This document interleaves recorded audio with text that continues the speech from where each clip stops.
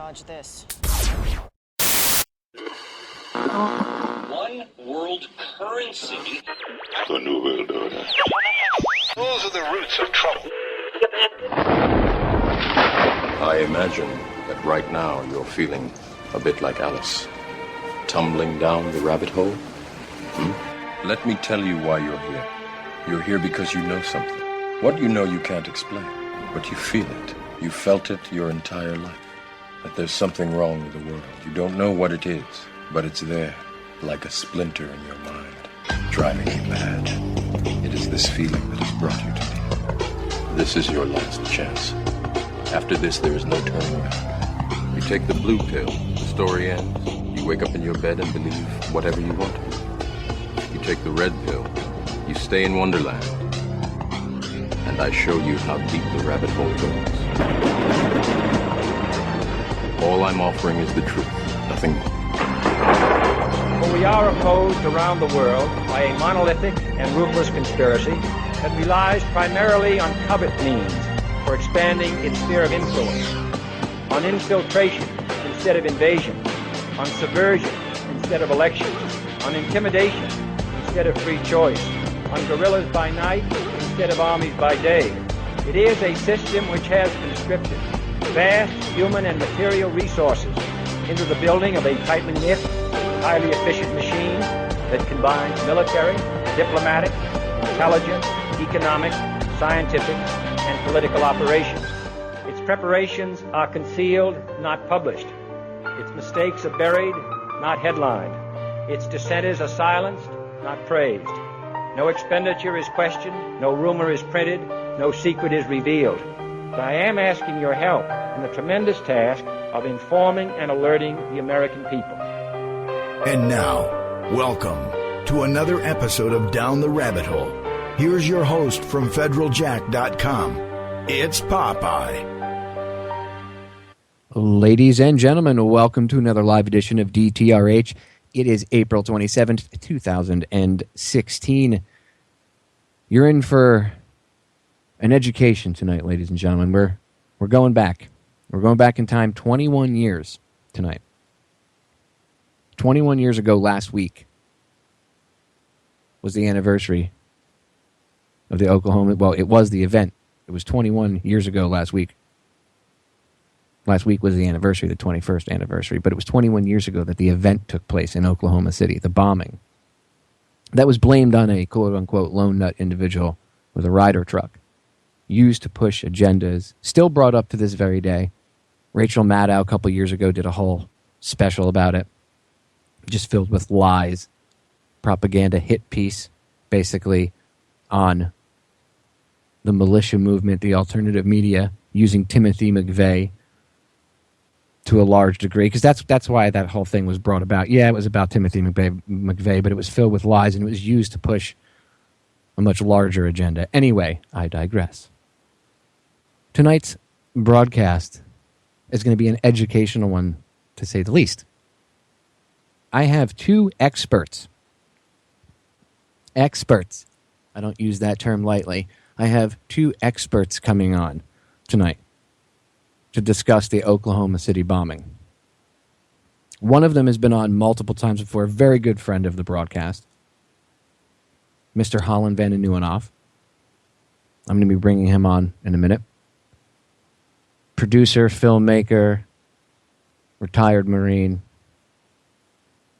all-around informational truth samurai badass / Jedi, good friend of mine. Holland's really, really a good guy. Glad to have him back on again. And he's an expert, ladies and gentlemen, and not just the Oklahoma City bombing. He knows a ton about mind control, assassination, serial killers. Him and I have done multiple broadcasts about this stuff in the past. You can go check them out in the archives. PopeyeRadio.com. Go check it out. Anyway, Holland is an expert. One of the men behind A Noble Lie, one of the people behind A Noble Lie. So I'm going to have him on, but I'm really, really super excited because I have a new guest on for the first time who actually got a chance to meet some of the Federal Jack guys I know a few years back. Some of the founding members of Federal Jack, my friends Alex and James up in New York, which is cool. But she is an expert as well on the Oklahoma City bombing. And in fact, the information that she's brought to light has even sent me deeper, further down the rabbit hole, so to speak, in the Oklahoma City bombing investigation and on my own journey into that. So without further ado, let me bring on my other guest tonight, Wendy Painting. She is the author of a new book, which we're going to be discussing tonight, and I urge you to go get. You can get it from Trine Day.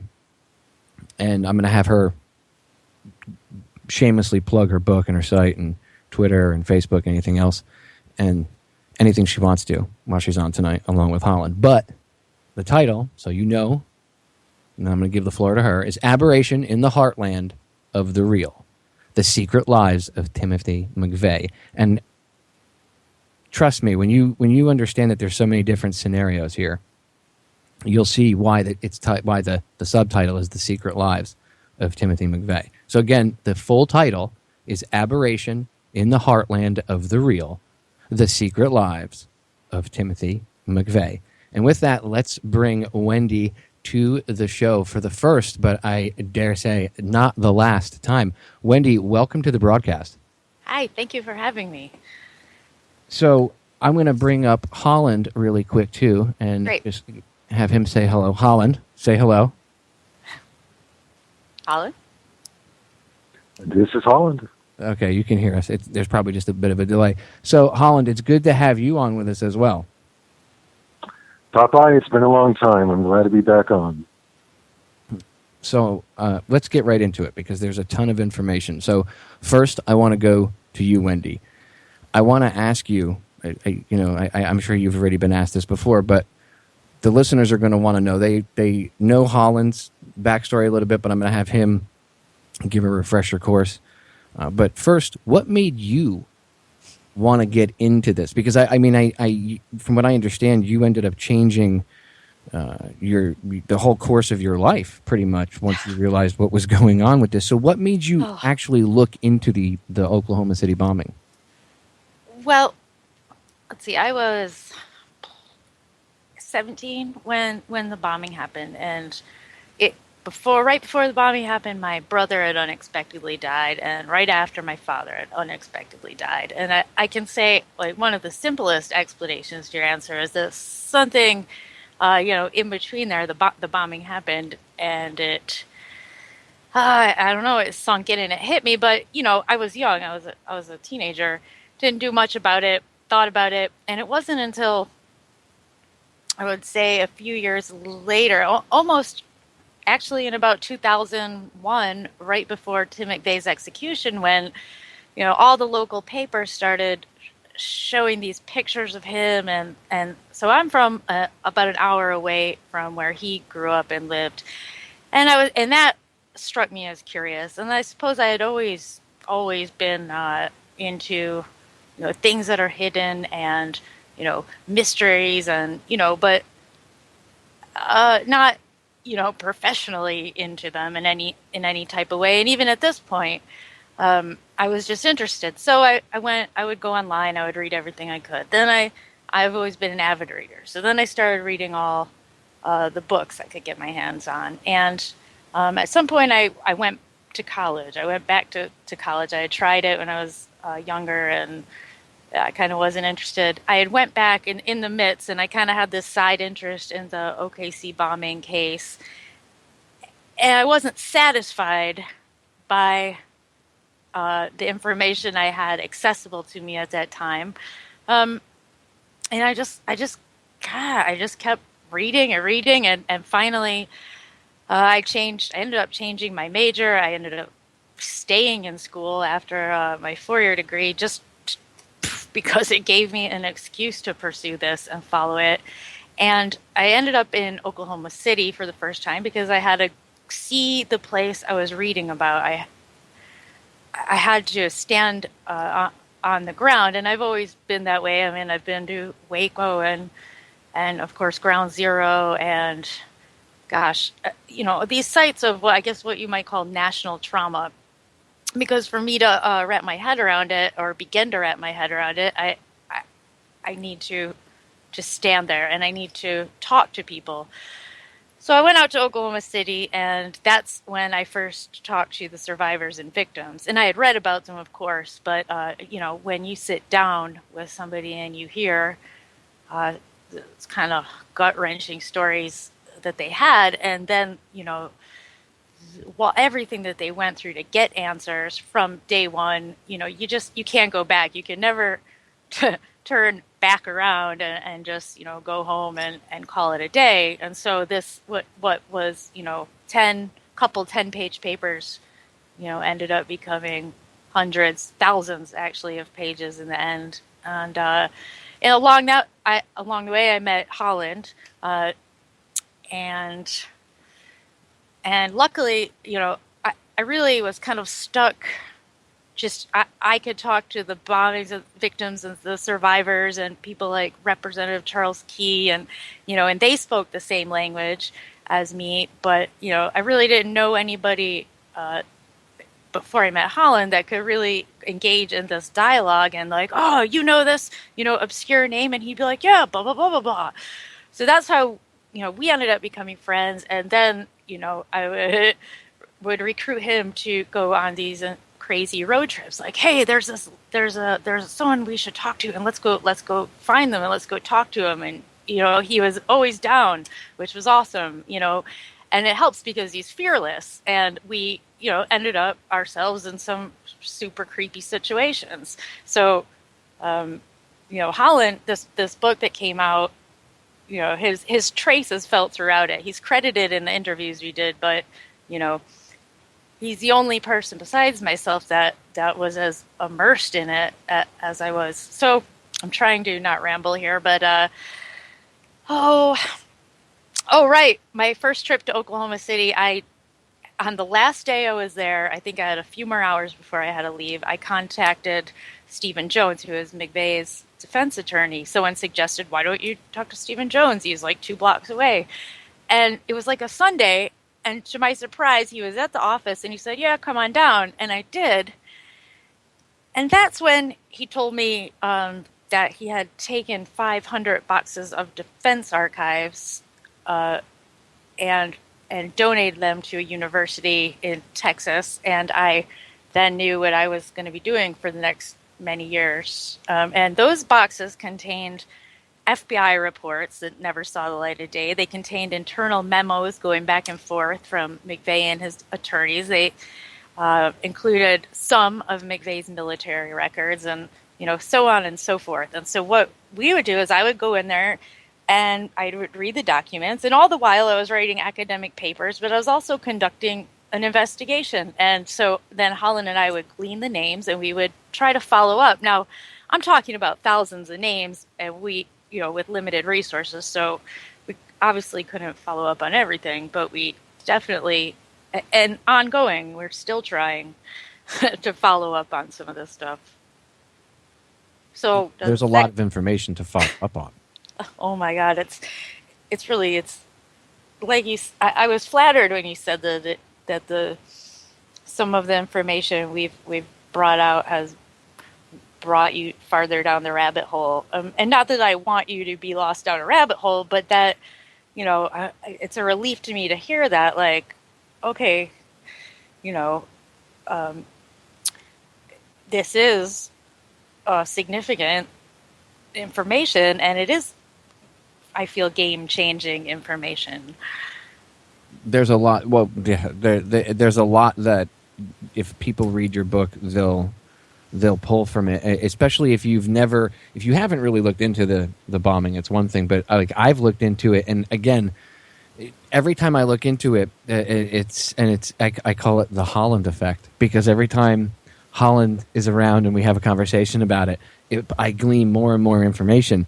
But just so far, and I haven't gotten a chance to actually rip the book apart as much as I want to, and I plan on it. I'm probably going to go through it 2 or 3 times. It's a long book, so No, it's one of those books that you have to take your time, because there's so much information, you can't just rip through the book fast, and I don't think anybody should. I think no, and it's not written in a simplistic way. It's not written to tell a simple story. It actually is I think brings out the complexity of the stories. Oh, that it does, to say the least. So I'm going to bring Holland back really quick for a second. Holland, take a few minutes and give yourself a quick introduction to the listeners, if they already know who you are, but as to what got you into researching the Oklahoma City bombing and your journey up till now. And then I want to pick both of your brains apart about all of this new information, because like I said, you guys blew my mind. But go ahead, Holland. Well, thank you once again for having me on, Popeye. It's a pleasure to be back on again after a couple of years. I've always considered you a dear friend and a supporter of our efforts, and we appreciate that. Well, I'm from Oklahoma City, number one, so I have a personal interest in what happened. I was in the Marine Corps when it happened in 1995. I was just out of boot camp, and the fact is I was frankly spared from it. I had a choice. After graduating from boot camp, they said, you can go back to Oklahoma City and serve 30 days as a recruiter's assistant if you want to spend some more time home. And at that point in time, I was real gung-ho. I just want to get to my unit. I said, no thanks. And I reported to the School of Infantry after my 10-day leave. Had I taken up that offer and gone back home to chill out a while before embarking on the rest of my Marine Corps career, I would have been in the Murrah building. And in fact, the Marine Corps recruiter was killed in the bombing. So that is a personal interest. I could have made that choice, could have been in the building, could have been injured, could have been worse. My grandfather had been in the building the week before for Social Security. My aunt was across the street in another company building, and so it hit my hometown. And I have an interest in these matters and matters of the deep state. And so just this seemed to be the logical course of action, one of the missions of my life, to uncover who the hell bombed my hometown. So that's why I do what I do. And Wendy herself is such a blessing. I mean, I cannot even begin to imagine. It could not have happened, any of this happened without her research and writing and being the treasure she is. I often think she's a gift from God because, I mean, seriously, you bring on a genius brain with a huge capacity for work and research and documentation and applying it to the Oklahoma City bombing. I couldn't ask for anything better, and it led to a partnership, and we have embarked on many a journey in many a remote place to talk to many a strange character who may or may not be involved in the bombing. And this is our mission in life, and we intend to continue it. That's awesome. Go on. And he was actively researching because Holland, you were going on the you were also going on investigatory road trips with like Survivor VZ Lawton. Mm-hmm. Yes, and I had been working with the Oklahoma Bombing Investigation Committee for a little amount of time before I met Wendy and we started communicating and working together. I had reached out and worked with them and done some investigation and research, and so we joined efforts, and it has produced abundant fruit. There's definitely a sense, I think, of that you choose. Obviously, you choose your own actions, and you choose what you're going to research or look into. But there's also another sense of once it really kind of grabs a hold of you. At least this story for me was transformative because nothing had ever grabbed me like this enough that I would spend 10 years of my life dealing with it or more, and probably the rest of my life. So there's a sense that it's, it was like a fish to water. There was something, and just every little piece of information, the more we would dig up, the weirder it got, and the more we had to try to make sense of, which largely the book is trying to make sense of some of it, because even then we still have so much more that we're still trying to tie up. Again, the title of the book for the listeners is Aberration in the Heartland of the Real, The Secret Lives of Timothy McVeigh. Wendy, where can people get the book? What's the best place? I know Trine Day is putting it out, so I'm sure Chris has it on Trine Day's website. Where else is it available? Well, yeah, it is available on Trine Day's website, and then you can also get it on Amazon. Actually, in what is it? I don't use in digital format, or you can just order it old fashioned. So Amazon is also a good place to get it. I'm hearing now that the book orders are being delivered by the first week in May. So there was a slight delay there, but they're slowly but surely arriving at their destinations. All right, cool. And what is your website for the listeners? Plug that and anything else like social media really quick that you want, and then we'll get into the details. That way they can further research things if they want or contact you or whatever. Yeah, you can. My website is lonewolfresearch.com. That's lonewolfresearch.com, all one word. My email is researchlonewolf@gmail. And there's a book fan page on Facebook, and it's just Aberration in the Heartland, The Secret Lives of Timothy McVeigh. Facebook wouldn't let me put the whole title in. But so, just you could look it up on Facebook. But lonewolfresearch.com, and there's a button to contact me. And we are, we want more information, and we want to take, we want people to come forward with good information, or even just, anecdotal stories. So it may take us a few days to get back to you, but we'll look at anything you have to tell us. So awesome. And you're also, I want to give you credit because you're both. Holland is one of the filmmakers most people know of A Noble Lie, but your research also is behind A Noble Lie. And Holland and I both wrote Noble Lie, and both researched Noble Lie. And I didn't really, I kind of stayed out of the fray of, I'm not a big public speaker and stuff, but Holland is good at it. So, but the reason I bring that up is A, is I want to make sure you have credit for it, but B, the level of information, like the way the film presented information and brought to light a lot of new info for people that, like my father, for instance, who was still having, and Holland knows this because I've told him this, my father was on the fence about whether or not 9/11 happened the way it had happened. And over the years, it took me a long time to get him there. And I sat him down and I put A Noble Lie in a DVD player and I let it play. And he watched it and his head exploded because as soon as the film was over, he said to me that, he said, all right, they did it. wow. They did it. And my father's this like hardcore GOP Republican who used to think Dick Cheney and George Bush and Donald Rumsfeld were great guys. You know what I mean? And Holland, Yeah. you know this story because I've told you this, that your film, Oh, I remember. It completely, changed the way he looked at things like false flag terror. So, Well, I think that's one of the things that's like you said, your father's that way. When people look at 9/11, and you're trying to say, look at these shenanigans here in 9/11. They're like, oh, well, you're sympathetic to the, if they're on the right wing, they're saying you're just a crazy, liberal. But when you look at Oklahoma City, you can realize that these things happen across the board, and various demons, political demons, are created. Whatever's expedient, whatever's useful, but. Yeah. well, the work that you guys did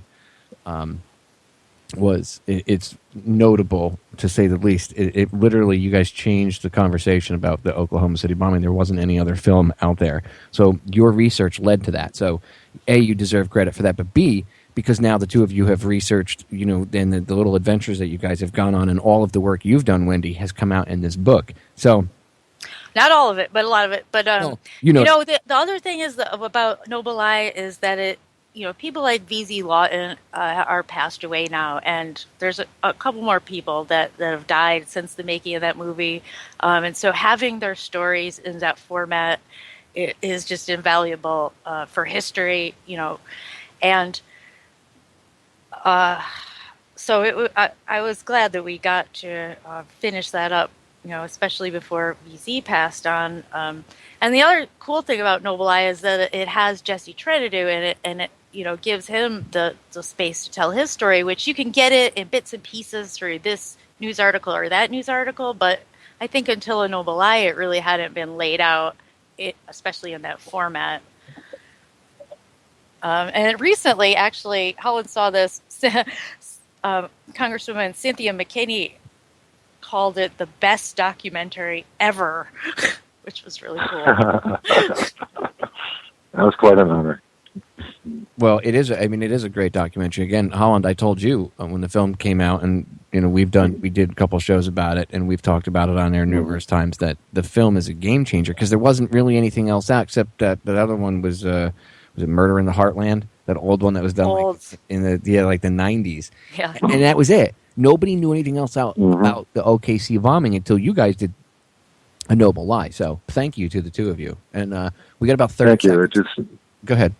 yeah, thank you. Well, it just drove us nuts that there was nothing out there on Oklahoma City at the time, besides a few books of varying quality, one documentary of varying quality, and for us to get out there and get the story told, despite all the obstacles and despite even what happened afterwards, was completely worth it, just to correct the record at the very least and let people know that the lies do not go, unmolested, that we will call them out. Well, you guys did a great job. I'm going to pause us right there, Holland and Wendy, because the break is sneaking up on us. Ladies and gentlemen, do not go anywhere. We will be back in 3 short minutes. Stay tuned. We're going to get into the details on the other side. All right, we are back. So, you're going to hear the comments in the YouTube archives later on. Bye-bye. 20-something minutes, and you guys haven't gotten into the details yet because I'm having a pleasant conversation. That's why. Anyway, we're going to get into the details. So, let's get into it. And by the way, there's no way that even in like a 3-hour show, I could get into the full amount of details. You're going to need to go read Wendy's book. I would also suggest, if you haven't seen A Noble Lie, you watch the film. On YouTube. It's on YouTube. Yeah, for free. You can go watch it on YouTube, and I urge you to watch the film because it's filled with a ton of information. Again, information that Holland and Wendy are responsible for helping bring to light, and I appreciate all the work you guys did. So, the title of your book, Wendy, is Aberration in the Heartland of the Real: The Secret Lives of Timothy McVeigh. So let's dissect the Oklahoma City bombing, shall we? So everybody that's listening is pretty familiar with the story, the official story that Timothy McVeigh lit off this truck bomb in front of the building and killed all those children and everybody else that was killed. I don't know how that explains what happened to Terrence Yankee, but hey, that's a whole different story. The official version of events is kind of like the official version of 9/11. It's full of holes.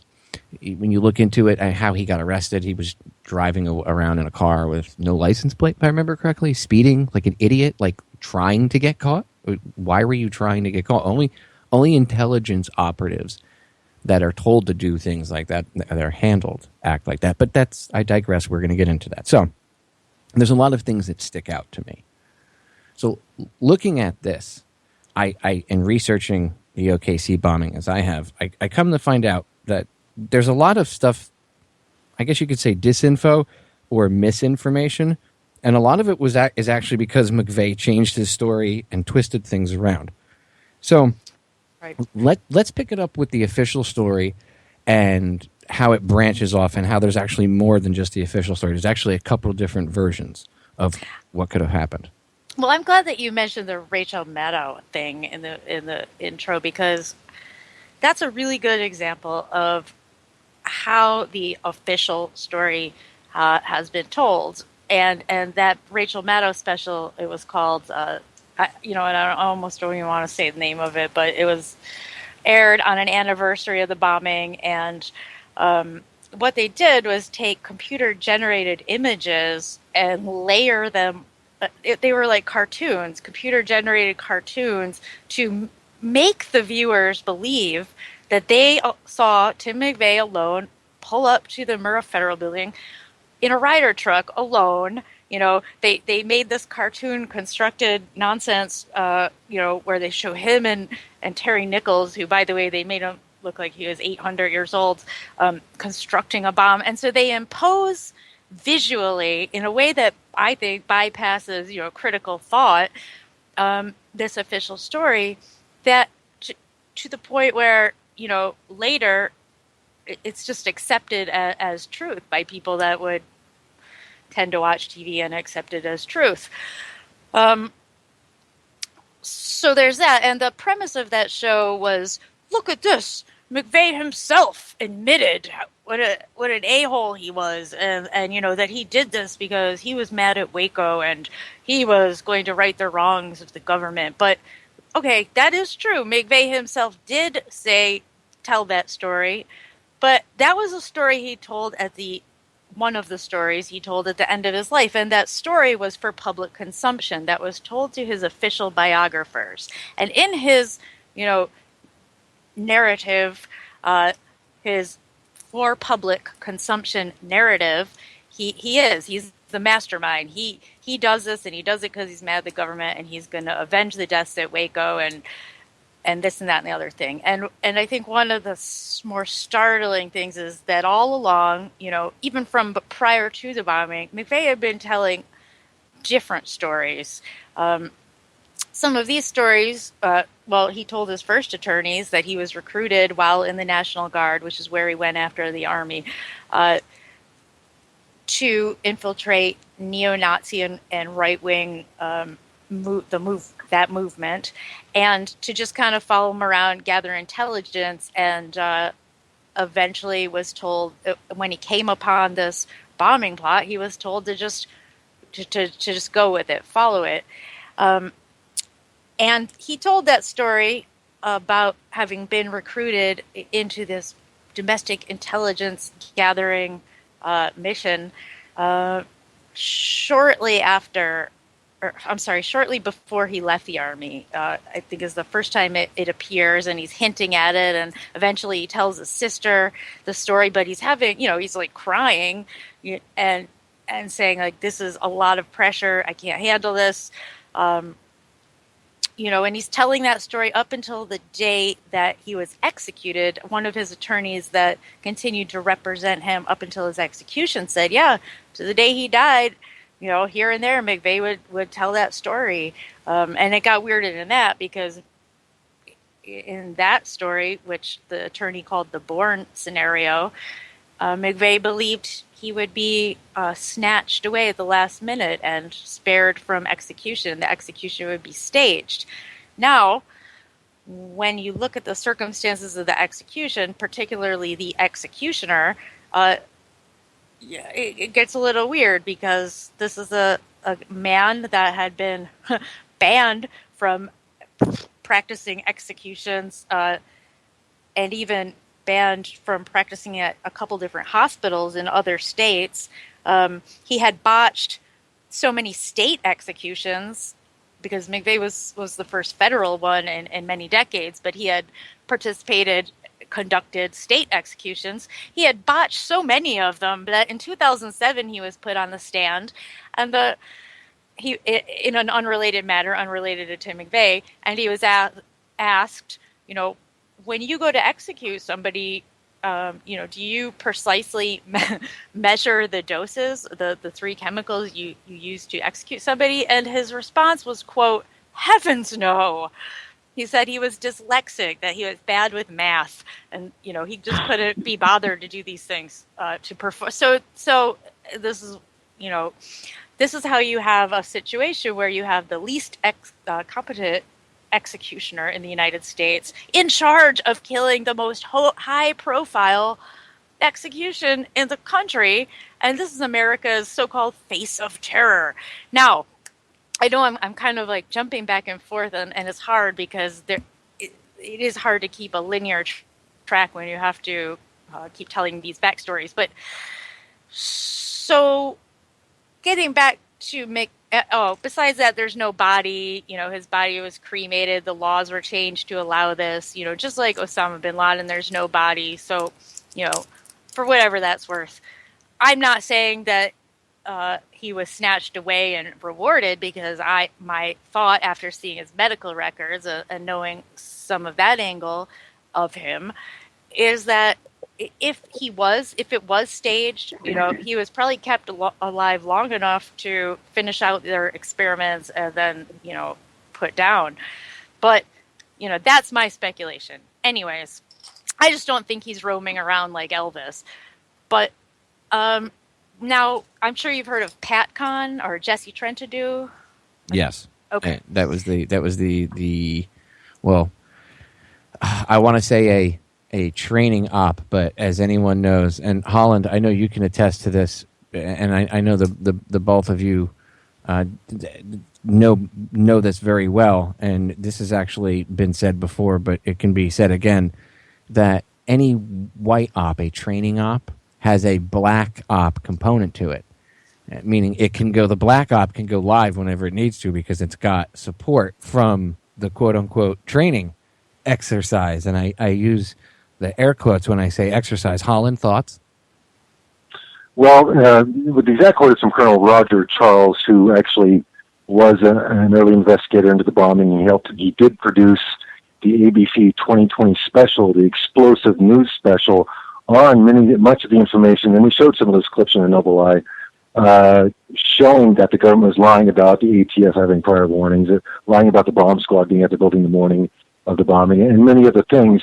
A second segment of that special was produced, the entire thing, and Colonel Roger Charles was sitting down with a beer to watch it, and it never showed up.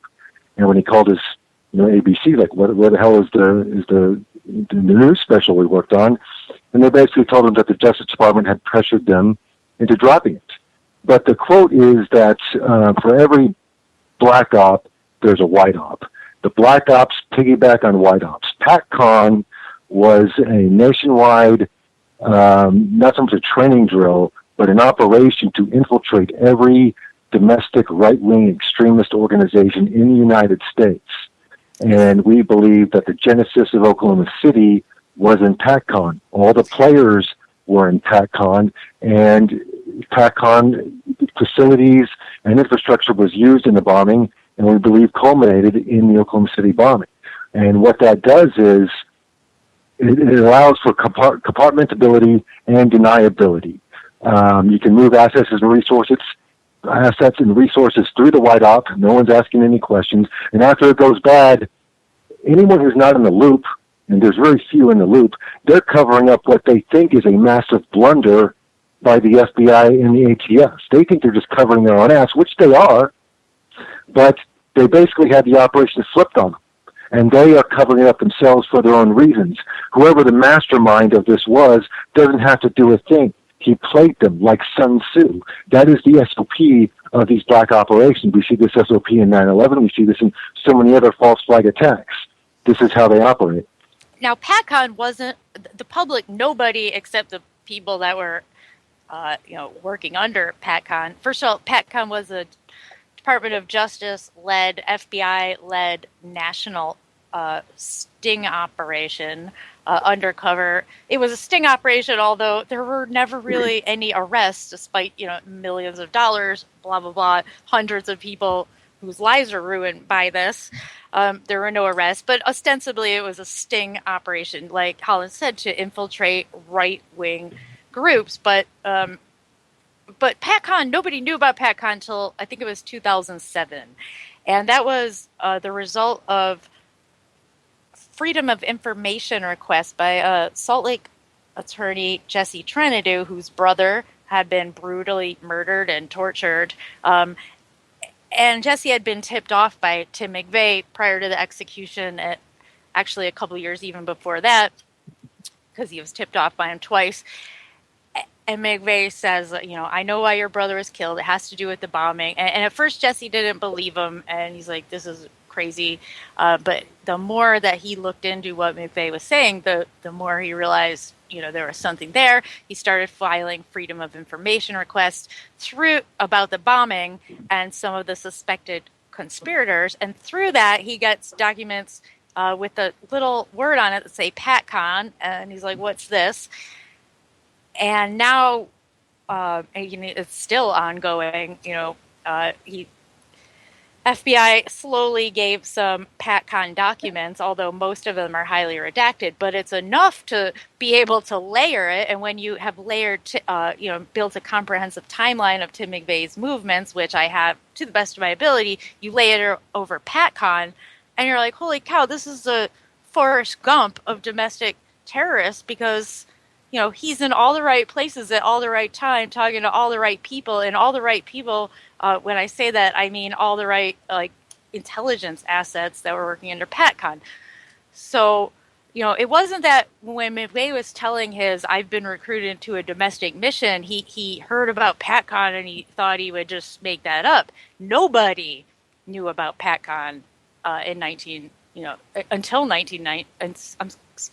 2007.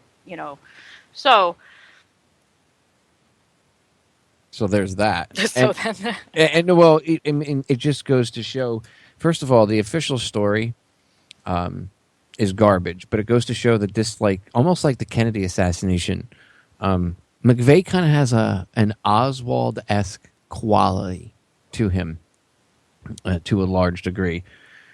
There's phantom, which we can get into later too. There's phantom Oswald sighting, or excuse me, listen, see how I'm doing that? Phantom McVeigh sightings, like there was Oswald all over the place at different times. Yeah. It makes you wonder who else was involved, who else was doing this. I know there's intelligence fingerprints all over this whole thing, and like I said earlier, it's known to anybody that starts to research this that whenever they do a drill, that's why it's a common meme now. Oh my God, the military is doing a huge drill. Watch out for an event. It's actually a meme that goes out on Facebook when something big happens now. It's so well known that this kind of thing can happen, yet it still goes on, and they can pull resources and funds and whatever else they need from the drill to go live. And I remember doing drills like this, now that I even think about it. As a firefighter, we used to have one big terror mass casualty drill type thing, but this is back in the 90s. And it was after, actually, the Oklahoma City bombing. And we would have this, and it was, the feds were there, but it was always some big event, and it was usually a Saturday and a Sunday, or a Friday, a Saturday, and a Sunday. And now that I think about it, that's almost like the precursor for what they've rolled into, where they've brought the public to work in with the military hand in hand and pretty much work. There's still going to be kinks, but they've worked out a lot of the stuff from when I was around. So anyway, we're getting off topic. So getting back to the bombing itself, the different stories, I know that there's a ton of different tracks to go down. Again, there's all these different sightings of McVeigh.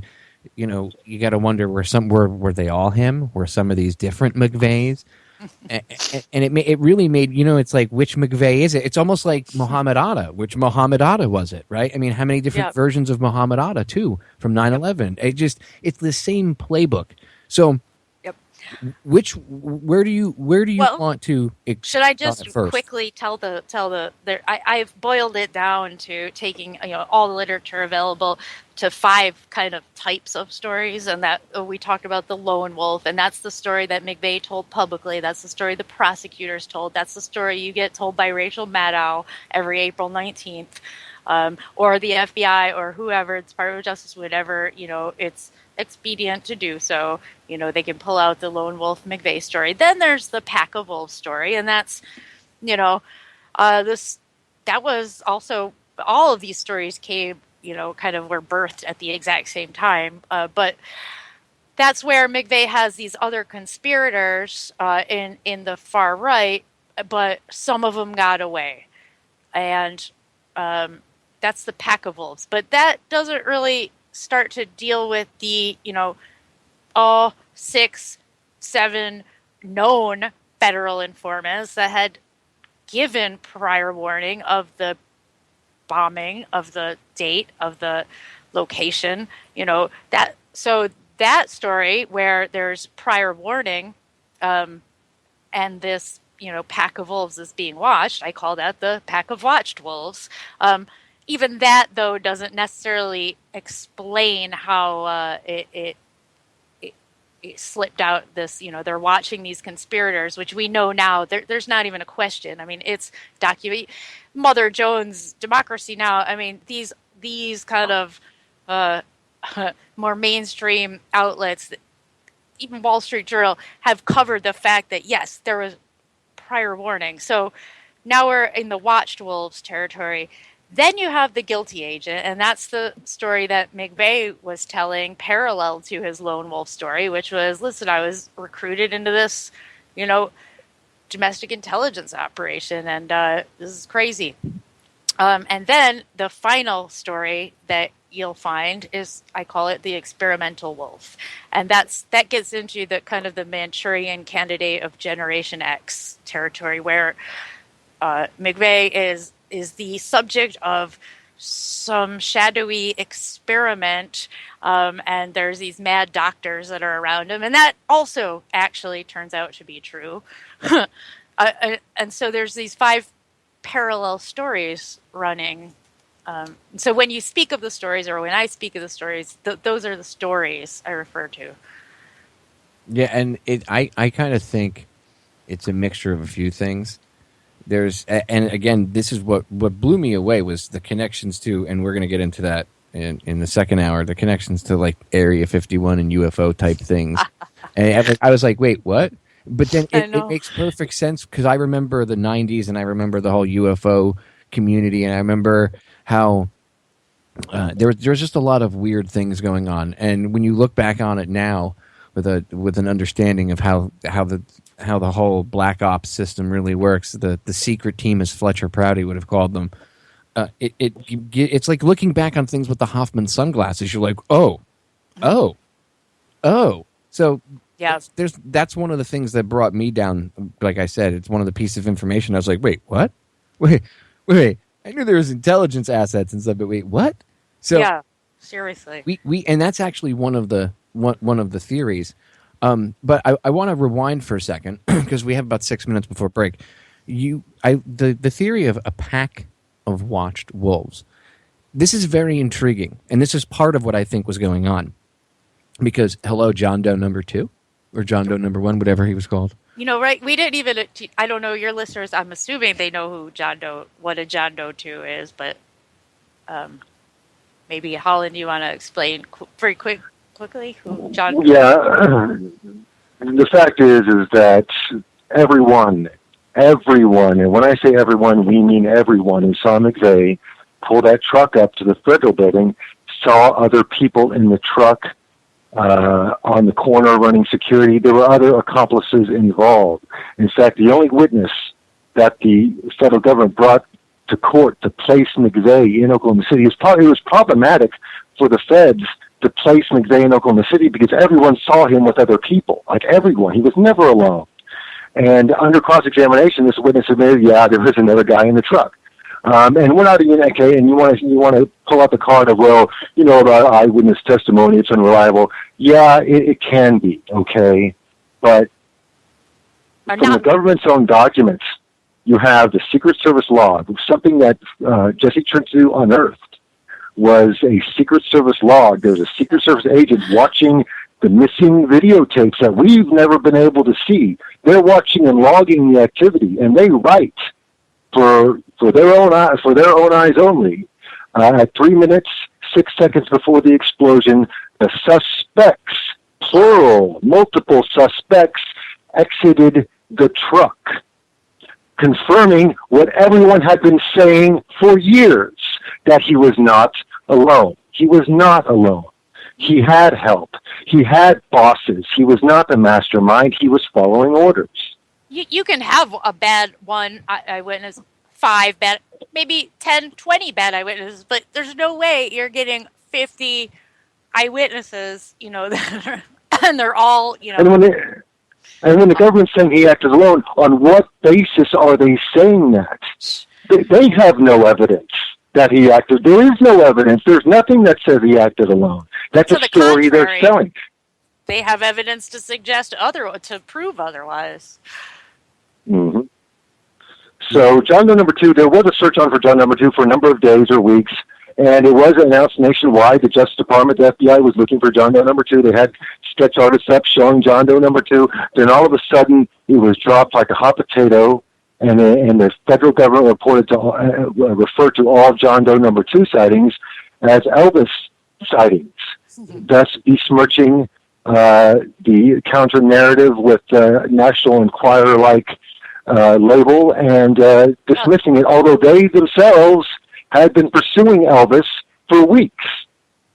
There was one that compared, well, John Doe 2, he might as well be Bigfoot now, and John Doe 2 is actually, according to even the FBI, it was John Doe 3, 4, John Doe 2 is the name of a composite character that is, all of these wolves surrounding McVeigh. There was a team, and we're not saying McVeigh was innocent. And unlike Oswald, who I believe was innocent, right.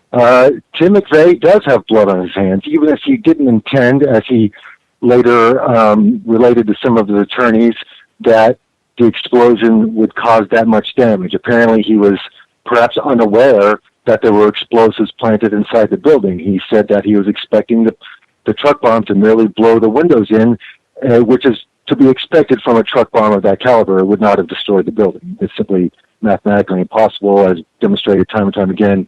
The Air Force conducted their own experiment and basically said, yeah, there's no way this happened unless there were bombs inside. That's the Air Force. They blew up buildings. They didn't run a model. They built truck bombs. They blew up buildings to test the Oklahoma City model, and at the end, they spent millions of dollars. And at the end, they said, in their own report, Air Force, there were bombs inside the building. There's no way a truck bomb did. So you cannot say that he acted alone. You cannot say that the truck bomb did the whole damage, because we're not arguing from all of our witnesses, most of them are government employees. This is a federal building, law enforcement officers. Most of our evidence is government documents. We're not making anything up. Yeah, you cannot. First of all, the destruction to that building couldn't have happened from an ANFO bomb. Let's just say that.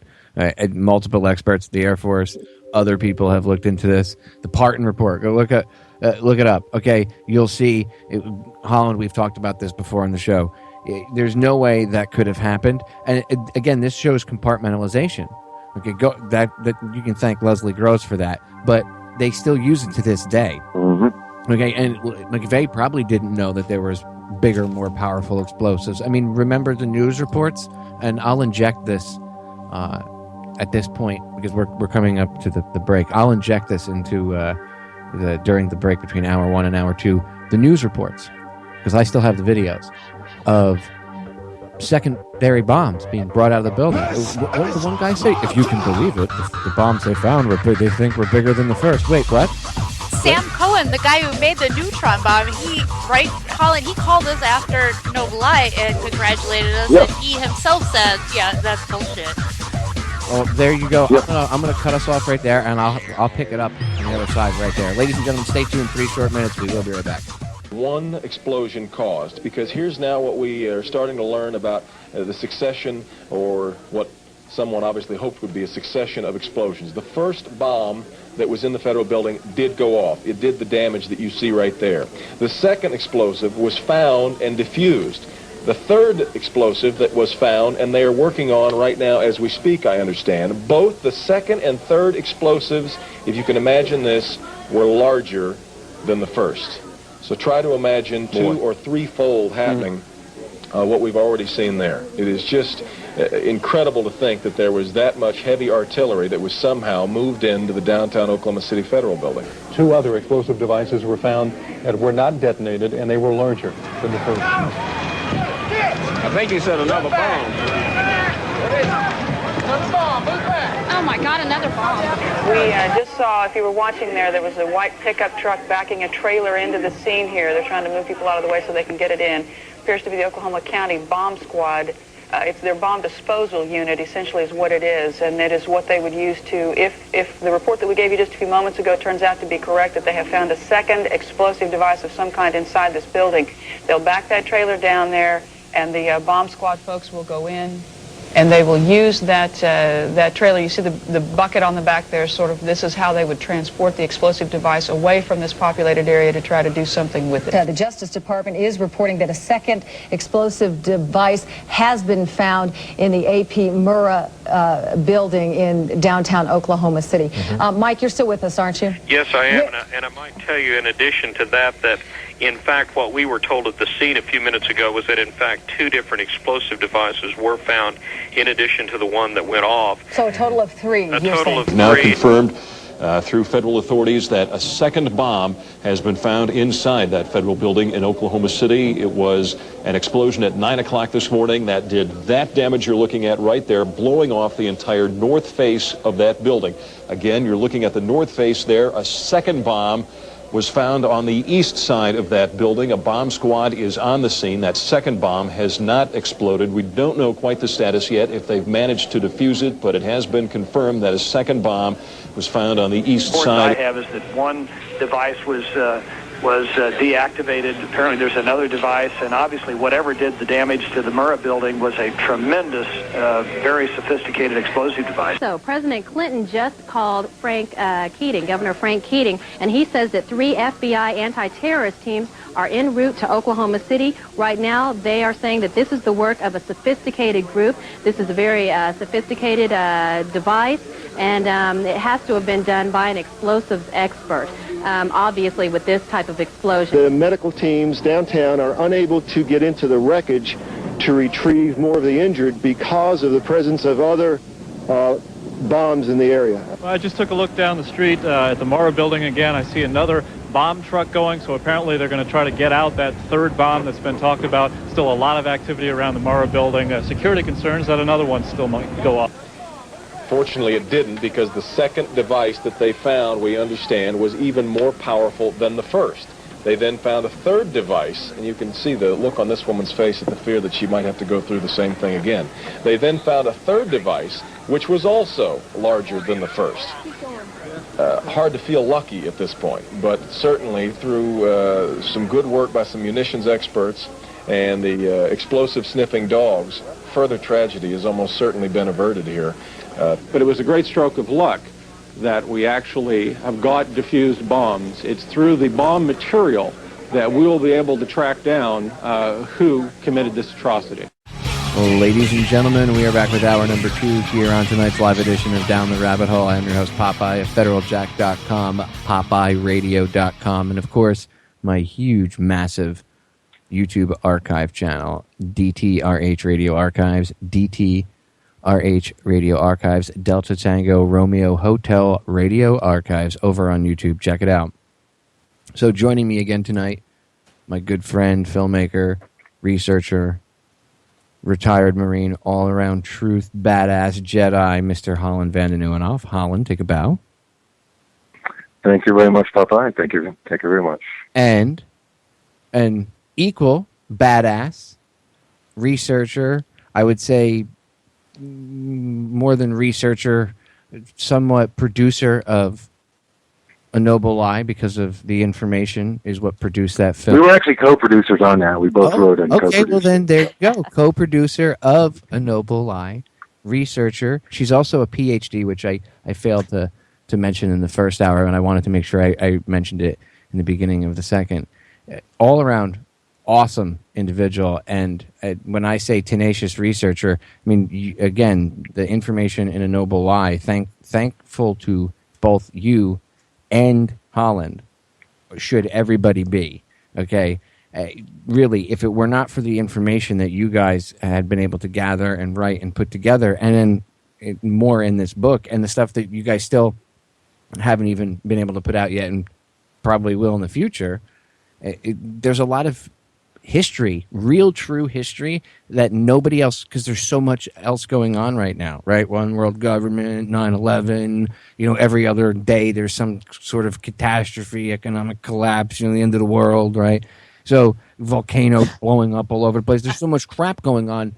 People can't even focus on what's the here and now. So they're not going to focus on 21 years ago. So again, big kudos to the two of you.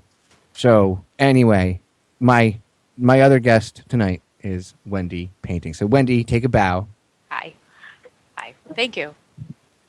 No, well, thank you. As I said, the two. As far as the PhD thing, I mean, when I started, I was, trying to just get a 4-year degree in literature because I like to read, but it was actually the Oklahoma City bombing that just kept me going, it just kept me going. I mean, being in school gave me a way to legitimize what I would have been doing anyways. But it turned into what was a 10-page paper, turned into what this monster of a book.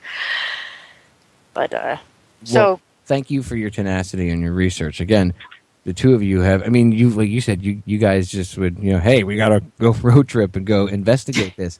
Like, you're doing the research that detectives should have done, or that federal agents should have done, and that are. I mean, you guys should be pulling a salary for what you're doing. Seriously. I mean, if you want to get down to it, you guys, the two of you, are doing what, it's almost like the X-Files, the OKC version. I don't like to think of the hours. Yeah, it's a lot of hours. It's a testament to the power of the truth, because what Wendy and I and the others were able to accomplish on completely self-funded budget, researching full-time, but only being able to investigate on the road part-time, brought to the surface so much truth, while meanwhile the federal government and other investigatory agencies spent millions and millions and millions of dollars trying to cover it up, to hold the beach ball of truth down below the water, even though it wants to bounce right back up. All we did was release it. The power of the truth, all it needs to be is just open the doors to the stables, basically. While the government or the powers that be spend all their time and money trying to keep it gated. The truth has wings. You just have to, give it momentum and give it room to fly. And this is why we continue on our path. And that's the thing. Like, if it was that easy for us to just, dig up a couple documents and go find a bunch of people and talk to them, and we did that in our spare time, on our own, you got to wonder what the malfunction here is of the people that ostensibly were investigating this, But I think that from what I've seen, it's clear that they weren't investigating it. It was more of a let's not investigate it. I don't even know how to say it. Holland. Well, basically, they collected it from the FBI agents. They don't have a case. They're like, this is your case, you invest. No, they said, you go interview this person. So they do. They come back and they said they're not allowed to record their interview. FBI agents, they're not allowed to record. So that way they can lie and make shit up on their reports, on their 302s. Oh my gosh, we've had so many reports that we show people to, like witnesses, and we show them their FBI report that the FBI wrote, and they said, that is not what I said. That is not what I said. I mean, that's over and over and over and exactly. over again. Just like the Warren Commission people who testified when they read the report, they're like, that's not what I said. That's not my signature. I was going to say, just, by the way, that's standard operating procedure going back over 50 years. But there you go. Holland beat me to it. Right on the same wavelength.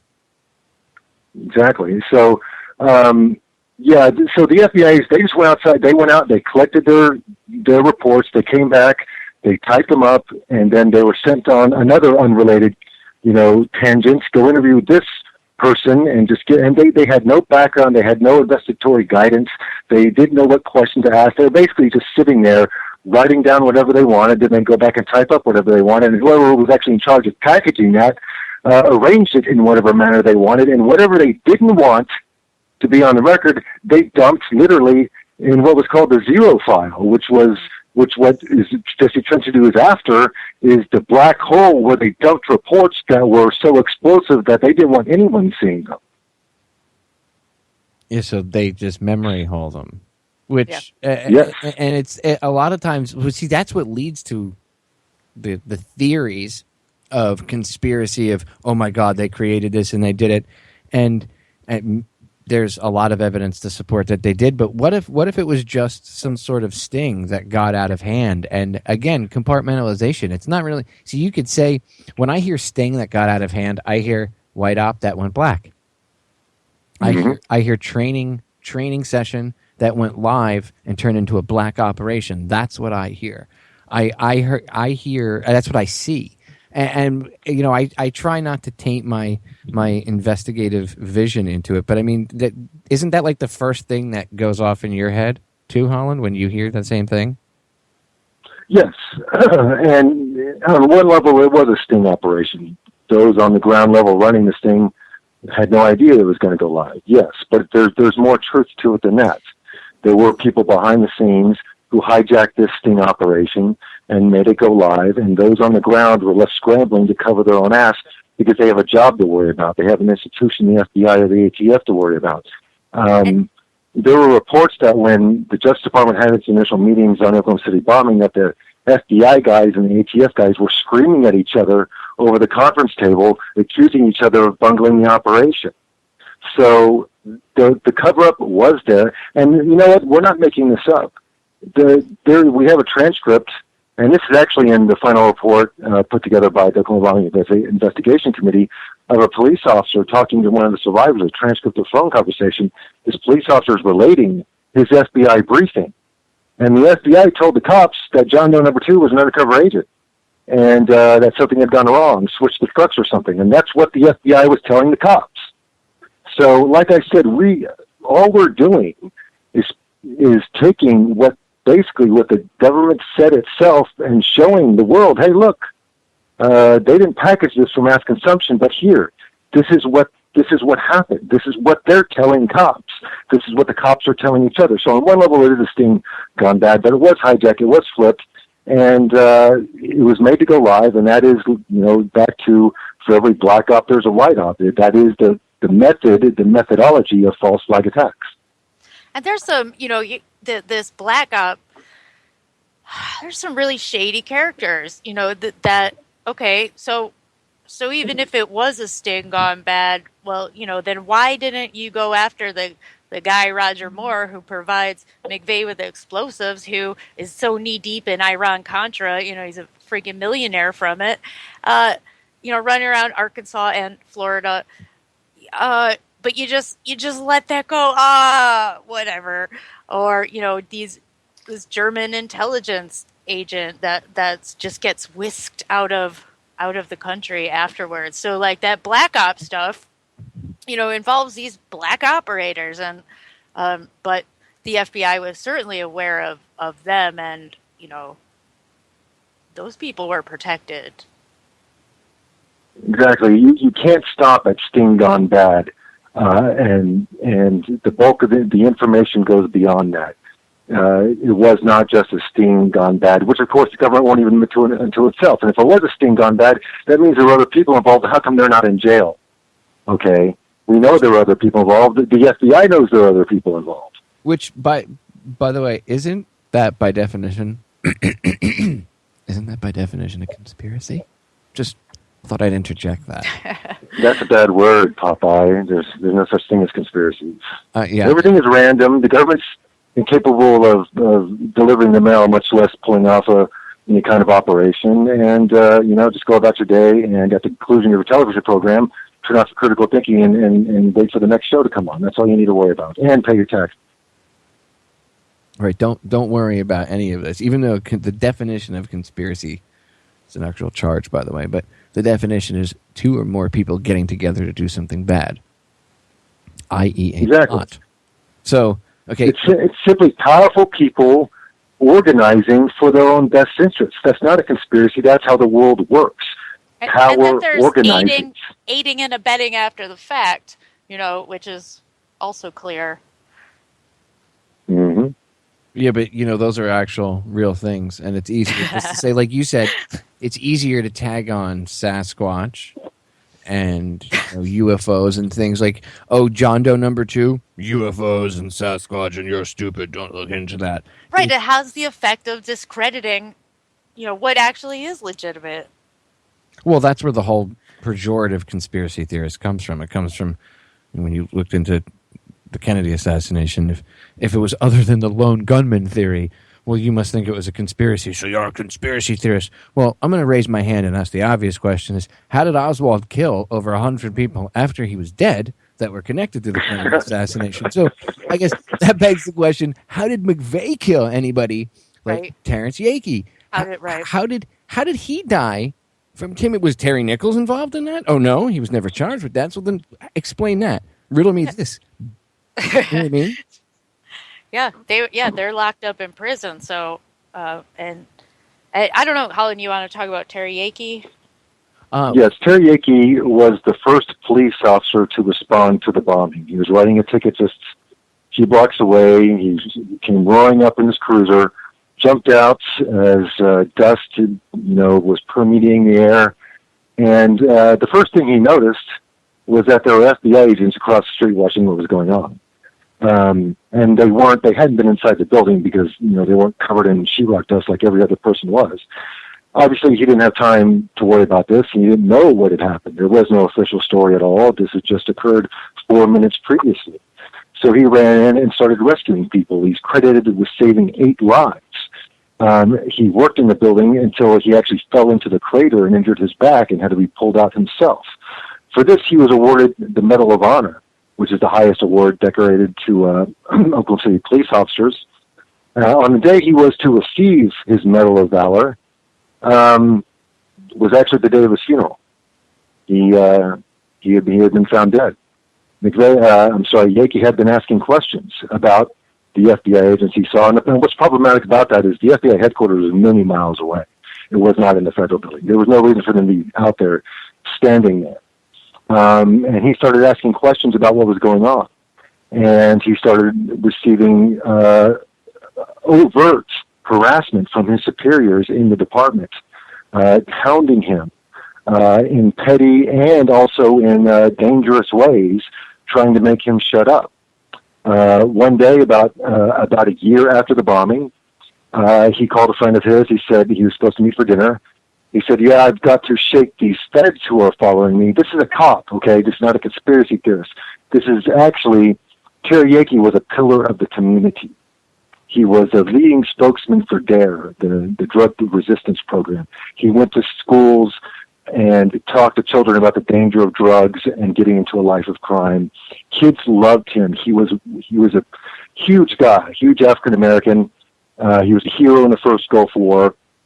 And he was just a big teddy bear. Kids would crawl over him. They loved Terry Yakey. They loved him.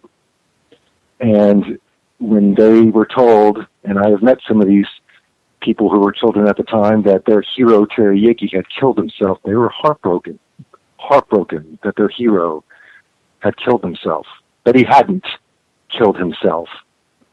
When his car was found, there was blood almost spilling over into the dirt road.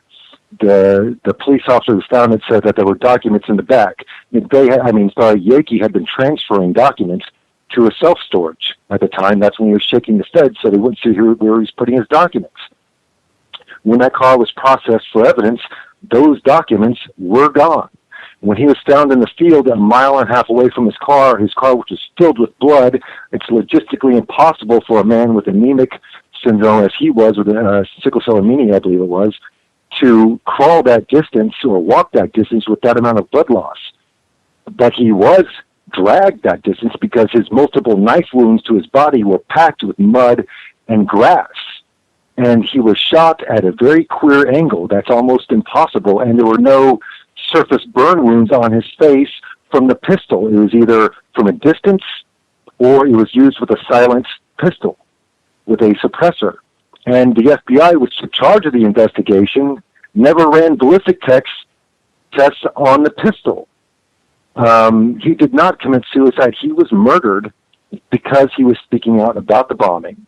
And he was murdered not just to silence him, but to send a signal to other law enforcement to shut up. And I know this to be true because police officers have brought this up with me. I haven't even raised the subject, but we would be talking about Oklahoma City. It would just come up, and I wasn't even actually asking them about Oklahoma City. They brought it up.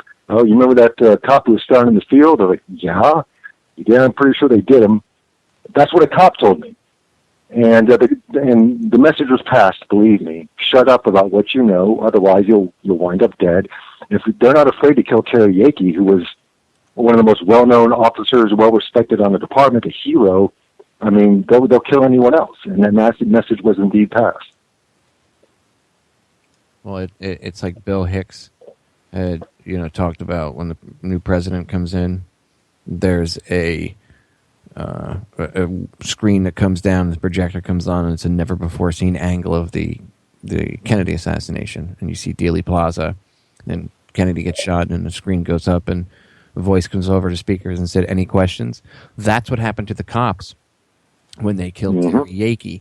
They did the same thing. They put that level of fear, and I use that meme in case people don't understand. This actually happens. And for a police officer to tell Holland, look, I think they did him, first of all, that's cop speak. That's just so we're clear. Okay. Number two, for him to say that to you, that's out of nowhere. That's a big deal. That shows that even just talking to you, that made him think about that. And was this cop on the force at the time when the Oklahoma? Yeah. Well, I mean, the circumstances were I was basically manning a booth at a hippie festival, and I was handing out information about the Oklahoma City bombing. And the cop working security kind of walked up, kind of glanced over our stuff, and he said, "You know that cop they found in the field?" And I was like, "Yeah." He said, I think they did him." I was like, "Yeah, we know." And then he sauntered off. Obviously, he did not want to expand on the issue because he got the message as well. Wow. See, it's stuff like that. It goes to show you that they know that it's not like Terry Yakey's death went unnoticed. People noticed it. It's just they got the message. They understand. Keep your mouth shut. Wendy, we'll shoot you in the field and let you lay there and say it's a suicide. Exactly. Well, I remember, VZ Lawton telling me and other people in Oklahoma City, talking about how there were people that wanted to come forward and give information, but they were worried. They were worried about their jobs. They were worried, all the things that, their pensions, their jobs, this, that, or the other thing, because they are their family. They will pull a Yakey. I mean, so if they'll pull a Yakey, they're not going to hesitate to interfere with your livelihood or something like that. I mean, that happened in COINTELPRO, and that's a mild example. So, when you're talking about they got the message, they did get the message. Well, that's what things like that are done for. I mean, like Holland said, you pick out. Sometimes they will pick out a high-profile individual, a big individual. Terry Yakey was a pretty big dude. He wasn't a slight individual. And he was actually one of the largest officers, bulkiest. He was a weightlifter on the force.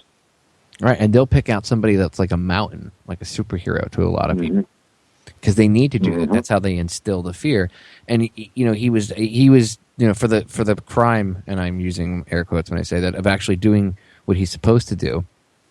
I mean, he was. And that's the thing about Terry Yakey. He was a truly honest cop. I talked to.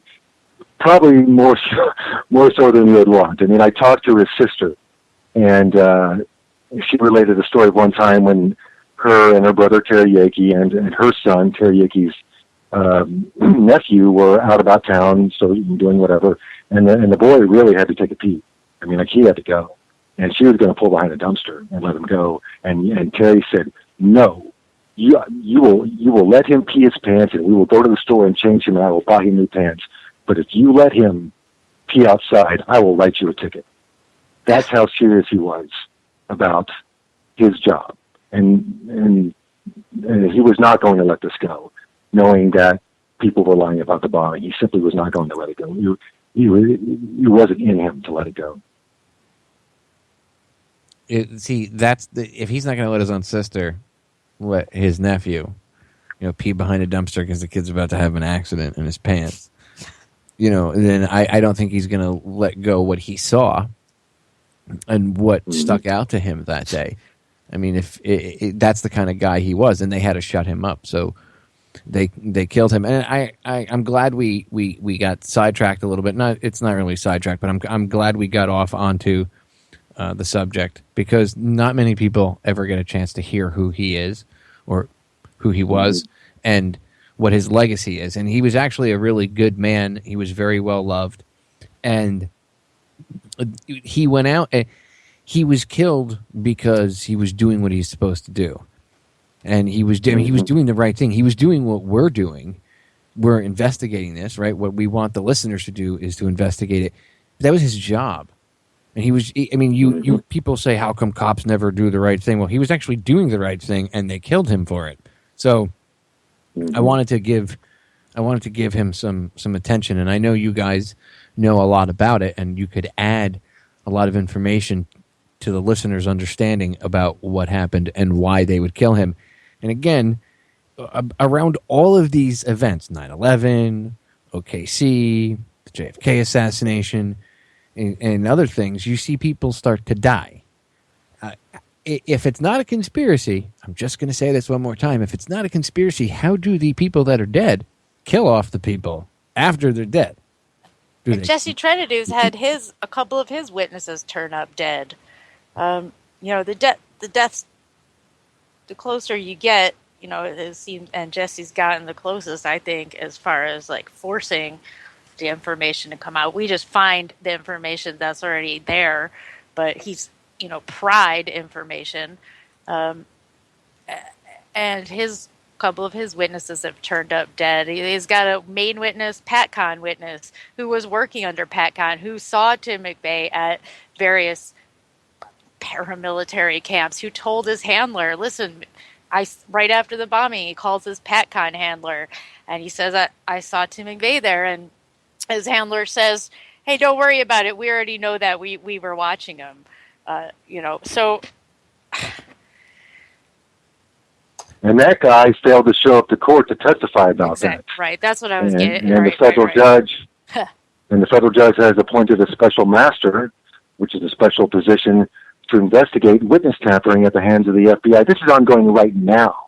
But it's an investigation by the federal judge. And they threatened him, and that was recent. But I talk about in my book an instance where the FBI sends in a hypnotist, a high level, like one of the highest naval psychiatrist to hypnotize a witness who saw these John Doe 2s with McVeigh at a very critical point in the bombing, and they send in their hypnotist, and this guy's got a great background, trains interrogators at Gitmo. Is he connected to you and Cameron or Jolly and West? There's a lineage of, I guess, a professional lineage there, but I don't know that they held hands, in their life. But I trace that professional lineage. I could probably like papers and stuff, and at least written by those two, read by. Absolutely. Oh yeah, absolutely. They knew at the very least they knew each other. All right. Well, and their work. Well, there you go. I'm going to pause this right there because the break is sneaking up on us. Stay tuned, ladies and gentlemen. 3 short minutes. We will be right back. I'm telling you, the rabbit hole is about to even go deeper. We are back, ladies and gentlemen. Final segment of tonight's live edition of DTRH.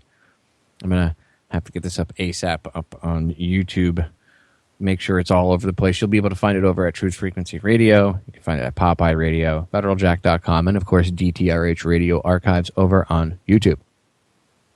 So, before we get into the last section here, because this is going to, and strap yourselves in, ladies and gentlemen, and get some notebooks out, because you're going to learn a few new things, including this is one of the things that I learned. Again, this broadened my horizons a little bit into the investigation of OKC, and I was like, wait, what? So, we're going to get into that in a second. But before we get into that, I just want to bring up something that I wanted to bring up in the first hour, or the beginning of the second hour in the first segment, but I had forgotten. In the end of the first hour, you had said that the father of the neutron bomb actually saw the movie and had complimented you guys on your research into the bombing itself and what you'd uncovered. That's a huge deal, and I just wanted you to expand on that for 30 seconds or whatever. We don't have to focus on it forever, but that's a big deal. So Wendy, you want to expand? Well, I was going to have Holland. Well, Sam Cohen was inventor of the neutron bomb. He worked on the Manhattan Project. He was a national security asset, and he kept the company of Edward Teller and others like that. he had issued a statement shortly after the bombing that from his look at the available evidence, that there's no way that a fertilizer bomb could do that damage to the building. And several years later, obviously, when we started making the film, we wanted to verify that statement, that it had come from the mouth of Sam Cohen. So we called him, and he talked to us, and he did see the film eventually too, and he congratulated us on that. And then he did confirm a statement, and he did confirm his knowledge that there's no way a fertilizer bomb could have done that. And so that was a great honor. And he died just a few short months later. He was an old man. And so that was an honor for me personally, because my favorite film is Repo Man, and one of the characters in there, the mad scientist, is actually based on Sam Cohen as a joke.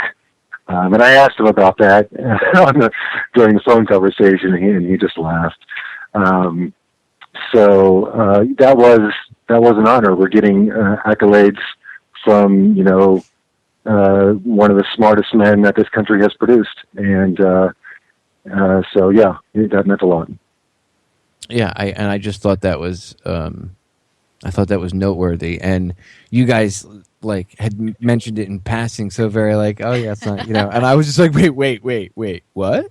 And I would have been remiss if I didn't get to it. So, and with that said, get the book Aberration in the Heartland of the Real: The Secret Lives of Timothy McVeigh, and go watch A Noble Eye over on YouTube. So let's get into the weirdness, guys. First, the mind control aspect of it, because that's actually one of the other avenues, Wendy, that we were talking about earlier, when there's different avenues of approach to who McVeigh was, and if there were more people. Like you said, you were talking about the controlled or the watched wolf scenario. I like to think of it as a mixture of that and this mind control thing, because there seems to be there's always, when it comes to these lone wolf patsies, some aspect of that to a degree. So go ahead, the floor is yours. Yep. Well, that was one of, when I'm looking at all this, like I told you, I was looking at everything that was out there, and I'm trying to make sense of all these stories, and I'm looking at the conflicts between the stories. And I was always intrigued by the mind control stories, because you'll see floating around the internet, McVeigh was mind controlled. They put a chip in him, and they took him to Area 51, and they mind controlled him, and they Manchurian candidated him, and sent him out to bomb the Murrah building.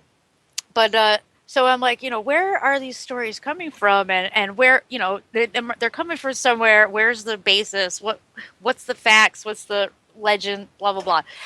And one of the big stories was that has always floated around the internet was that the doctor who mind controlled Tim McVeigh was named Dr. Jolyon West. And I was really intrigued by this Dr. Jolyon West, and because he also had been the psychiatrist for Jack Ruby and Patty Hearst, and some real interesting people. I'm looking into his background and really digging up all of his academic papers that are published, because a lot of them are still classified, and doing a lot of background research on West. And so that's interesting, but there was never anything that actually tied West to McVeigh. And in fact, I had McVeigh's attorney tell me, the lead attorney tell me to my face, I don't know that there's a connection. Well, lo and behold, number one, I found out through these documents that, first of all, there's a team of mental health experts going in, all of them with pretty interesting backgrounds. But number two, I find a couple transcripts of the defense team talking with Dr. West and consulting him, and the way that the conversation plays out, it implies that there had been previous conversations, and West does agree to come, if they want him, West says he will come down there. But what's really interesting was that the regular prison psychiatrist, the man who actually is the most quoted and who most people think is the only shrink that ever saw McVeigh, was a guy named Dr. John Smith. And that ends up, when you through this transcript and through Smith's records that I found, that Smith was West's student. at Oklahoma University, right when Dr. West is, knee deep in MK Ultra funding research. Well, so Smith goes in and he sees McVeigh not just 3 or 4 times, like McVeigh says, but documented prison logs of him going in there up until the time of the trial, when the trial starts, which is the time that I lose the paper trail of the official paper trail, because I have also the letters he wrote to his biographers, which also tell a separate story than what's in his official biography. But anyways, so there's that story, and the other thing is that McVeigh himself, there were always rumors. Well, McVeigh said he had a microchip implanted in his butt in the Army, and again, that was like, what is that? Where does that come from? Well, when I obtained his medical records, first through those defense archives, then through FOIA requests, actually expanded on later, first of all, the defense team couldn't even get a complete copy of his medical records, but what they did have showed 75 dentists and doctors visits in the span of 2 years, but that's excluding the time he was in the Gulf. And then you've got actually other people saying, yeah, McVeigh was telling us that he had been the subject of these experiments, and that's also another, like I was saying, he told these parallel stories up until the day he died. That was another one, to the point where his defense team actually spent quite a bit of time looking into methods of mind control and how plausible is this story, what's going on here. So now you brought up Area 51, and I understand this probably sounds convoluted. I think it makes a lot more sense when I'm able to spend 1,000 pages writing it. But so there's a story. Well, even McVeigh says, I went to Area 51 and I went up to the gate and I took pictures, and a helicopter came and they chased me away. But FBI documents actually show that, first of all, McVeigh had taken video at Area 51, but his purpose for being at Area 51 wasn't aliens or spaceships. His purpose was to meet with a guy whose name was Stephen Colburn. Stephen Colburn was an expert, highly trained chemist. I mean, had a few advanced degrees in chemistry, worked at prestigious Mount Sinai Hospital. Mount Sinai Hospital. Right, Mount Sinai. Graduated from UCLA, but so he has this relationship with Tim McVeigh, and Indiana State criminologist Mark Ham, for one, has put forth the theory that Colburn was the bomb builder, or one of the bomb builders. But McVeigh and Colburn both denied that they knew each other. They said they tried to hook up with each other once, but it just didn't work out.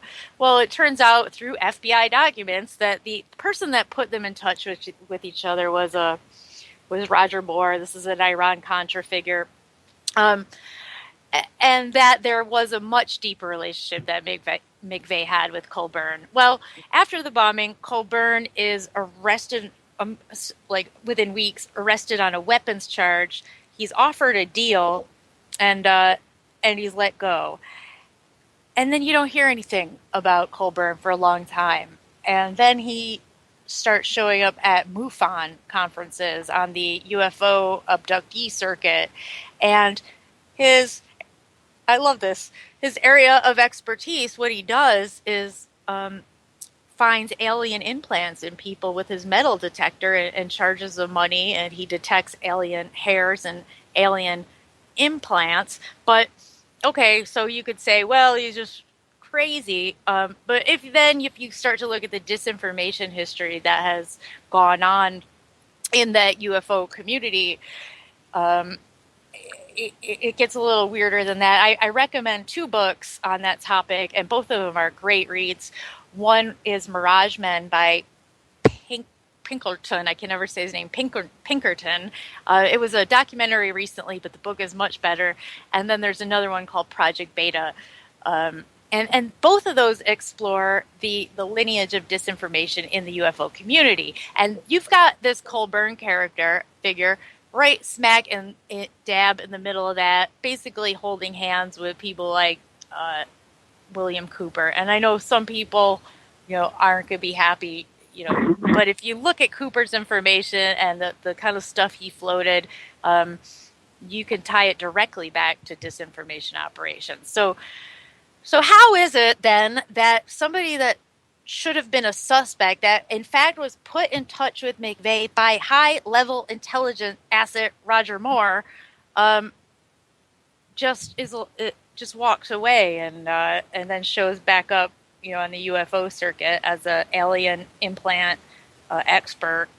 Now, also, some of this UFO disinformation that was floated was information that was floated to cover up other actual real things that were being perpetrated by human beings, not aliens. And so I, kind of wonder about the microchip angle as far as, what is Colburn's role? What is he covering up by floating this alien crap? Well, I'm gonna throw this out there. The interesting thing about, I don't know if you know this, but Cooper said later on that he thought that his information about aliens and the government the aliens working with the government to take over and all this, he thought that was disinfo fed to him. He at the end. Yes.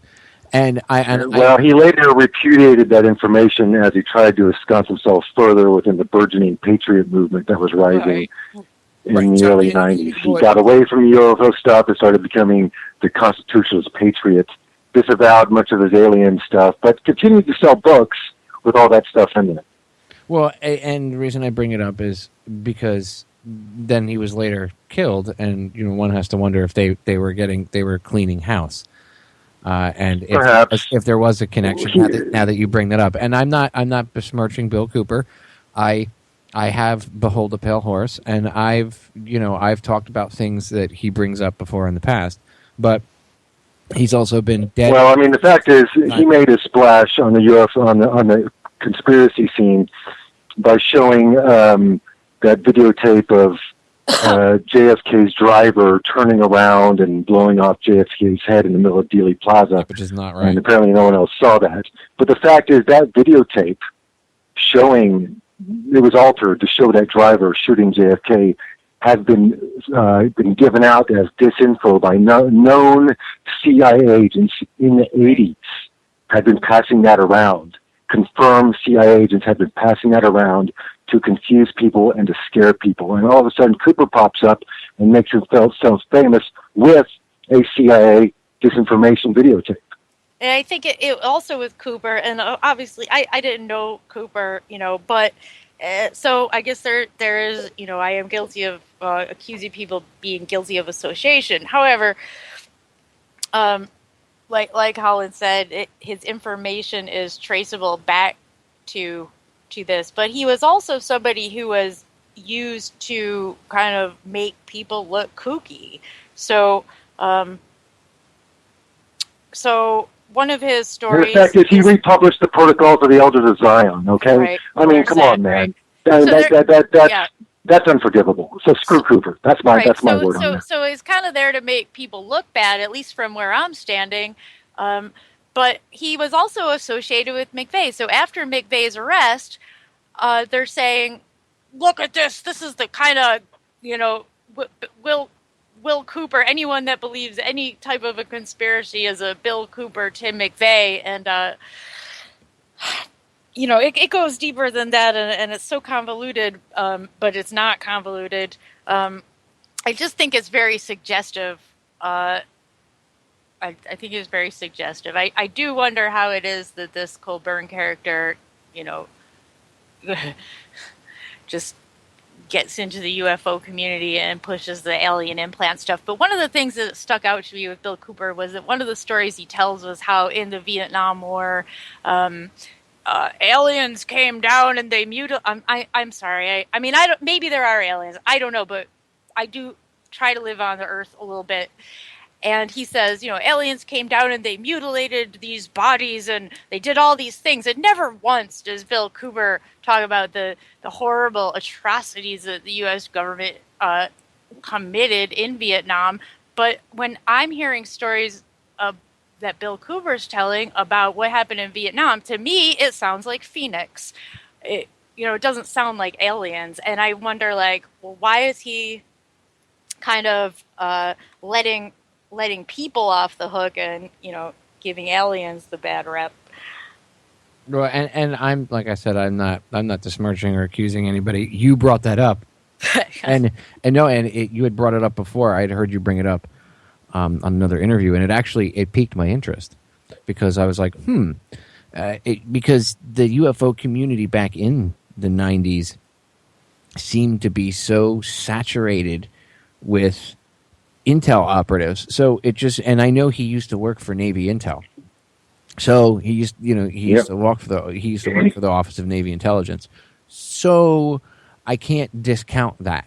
So I'm not, again, and I don't think anybody's besmirching anybody, that he hasn't been around for, 12, 13 years. How long has it been? It was 2001. So wow, 15 years, my brain. Whew. So he hasn't been around for like 15 years, so we can't really ask him. But I would have debated him on the Kennedy thing too, because I've had a you know me, Holland, I've done plenty of shows about Kennedy, and I've had to debate people on this. They're like, no, the driver did it. I'm like, no, the driver didn't do that. It wasn't the driver that did it. That's not how it works. Stop. That's just, and people will say, but Cooper. And I say, okay, well, he's also not around, so I can't debate him on it. So anyway, I was intrigued by that angle, that not only him, but other people in the UFO community had been, I guess planted, that you could say.